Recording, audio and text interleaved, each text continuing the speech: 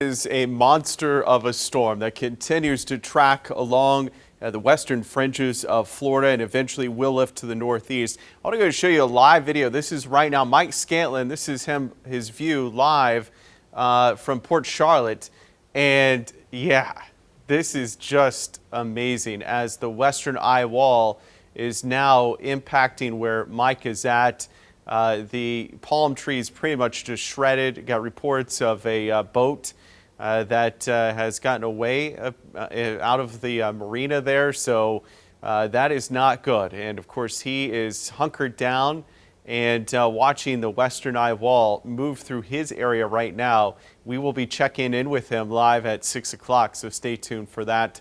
More on Ian as it continues to move to the north. Let's go to radar and we'll show you that here's the eye wall as it continues to push to the north, still intact, starting to fill in some though, as you can see just a smidge of it left northeast of Port Charlotte. So he's located right here and you can see just the intense rainfall and the strong winds on the western eye wall that continue to track to the northeast. So you can see it beginning to fill in now and it will gradually continue to weaken as it goes over land. It doesn't have those warm waters to feed into it to make it stronger. And so this is going to continue to track to the northeast and headed towards the Orlando area, most likely as a tropical storm. It will have weakened below hurricane category by the time it moves over Disney World. And that is going to be again late tonight through the day tomorrow.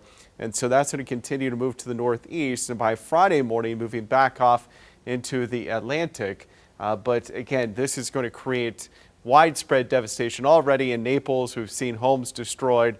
And that is going to be the continued scene over the next couple of days. Cleanup is going to be massive with Hurricane Ian as it continues to destroy homes and bring massive flooding issues to western Florida.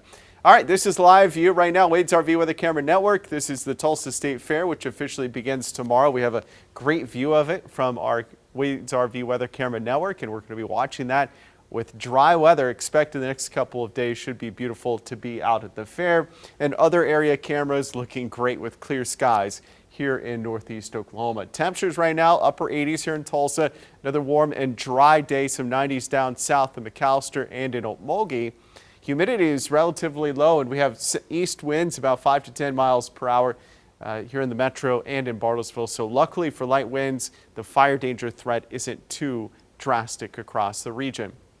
Now, as far as rainfall is concerned, looking through the extended still, we can't get any of our computer models to paint any precip. You can see the heavy rainfall amounts with Ian as that continues to track to the northeast. But here in northeast Oklahoma, the dry weather continues on. And you can see the temperatures cooling off the next couple of days in the lower 80s. We do warm back up into the upper 80s by early next week with some more above normal temperatures. But you notice one of the things missing is 90-degree temps on the extended forecast. Mid-80s for your Saturday and Sunday. Overnight lows cool, crisp in the morning, 40s and 50s. 89 has been our official high for the day. East winds at 7 miles per hour. Humidity is still really low, so it's dry.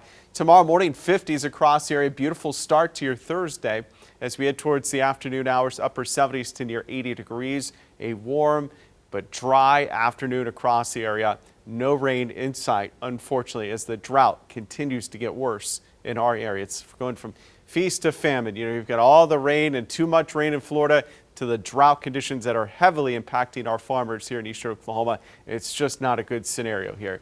80s this weekend, 80s through much of next week. Overnight lows in the 50s, so some cool nights and beautiful days on the way for us here in Green Country.